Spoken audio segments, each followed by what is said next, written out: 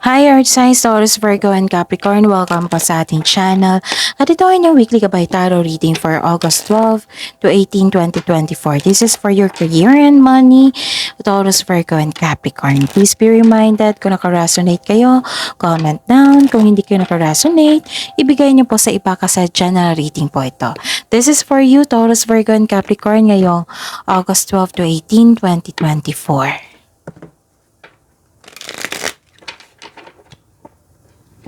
Maraming salamat po sa inyong patuloy na suporta at maraming salamat po sa mga hindi nag-skip ng ads.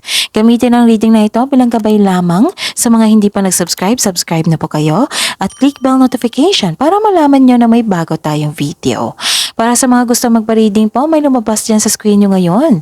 Panoorin nyo po at sundin ang instruction. Calling the attention sa mga suki ko dito na Taurus, Virgo, and Capricorn. Open na po ang inyong monthly gabay tarot reading for August 2024. Pwedeng nakafocus sa career and money, pwedeng general reading na may kasamang love reading po.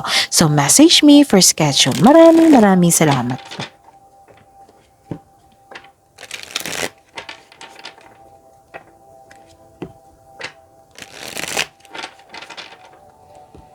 Para po ito sa inyo Taurus, Virgo, and Capricorn sa inyong career and money po. Spirits Guide. Mga ganap po sa week na ito sa career and money ni Taurus, Virgo, and Capricorn August 12 to 18, 2024. I need 3 cards po.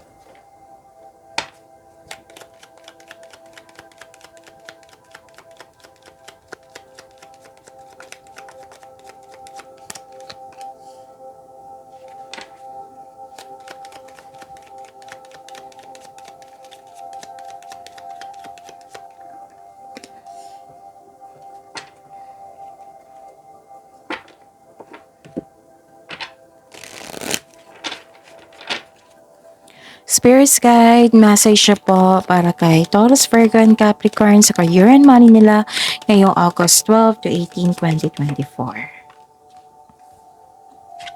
Okay. Wow, ang ganda naman. Prosperity agad.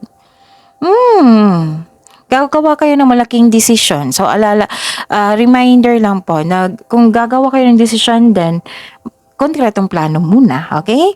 Para hindi kayo mahirapan. Tapos may nakita ko dito ang prosperity ha. Claim nyo to. Cash flow.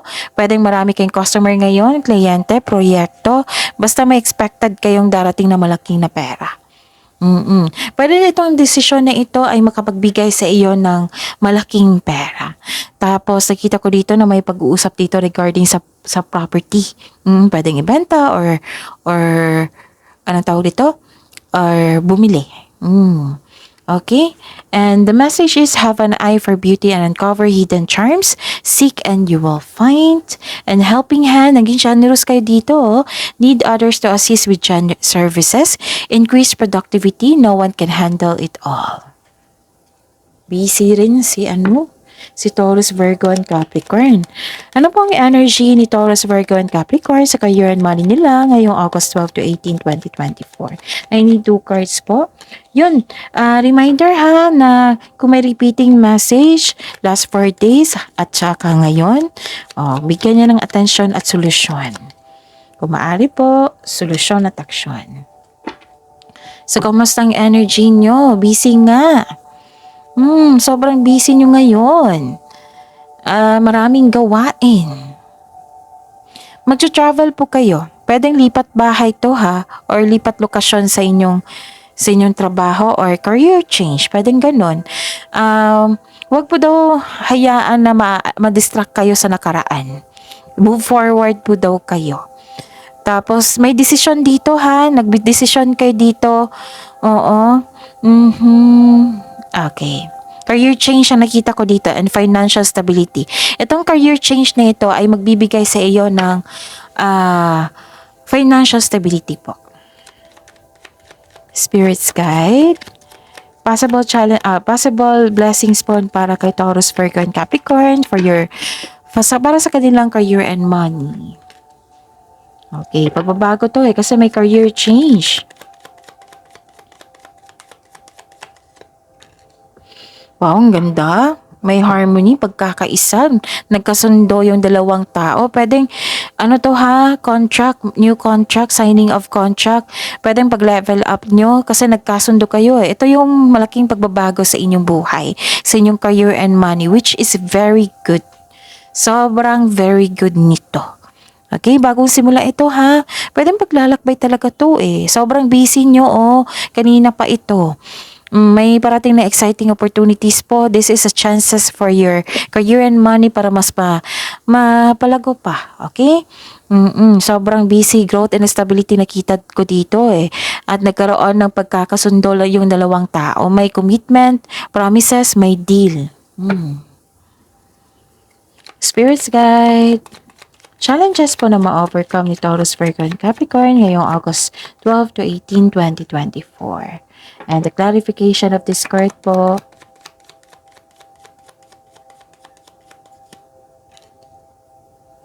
Okay. Ang challenge ha na ma-overcome nyo. Hindi to challenge lang, challenge na walang overcome po. Nasunod yung actually, may tuto sa inyong desisyon, pero nasunod nyo. Nasunod yung gusto nyo. Okay? May nag-oppose, may tuto. Ganyan talaga ang buhay. may controlling na tao, may magdi-disapprove, ganun. Pero matutuloy ito kasi nanindigan kayo. Okay? And may nakita rin ako ditong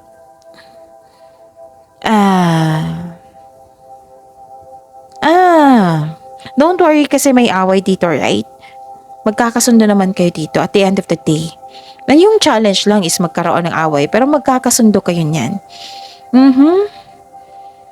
Okay. So I think mag-ingat lang po daw kayo or pwedeng umiwas pa to sa taong ito kasi nagbibigay po daw ito ng blockages. Oo. Yun nga, against sa inyong desisyon eh. Dalawang card na po nagsabi dito, may against sa inyong desisyon. Pero matuloy ito. Patunayan mo na karapat-dapat yung pinili mo. Okay?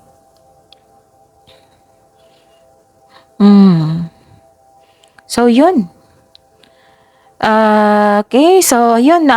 See you tomorrow, Taurus, Virgo, and Capricorn. Please like, subscribe, and click the button for notification para updated po kayo sa ating daily Gabay Tarot reading. So, maraming salamat po.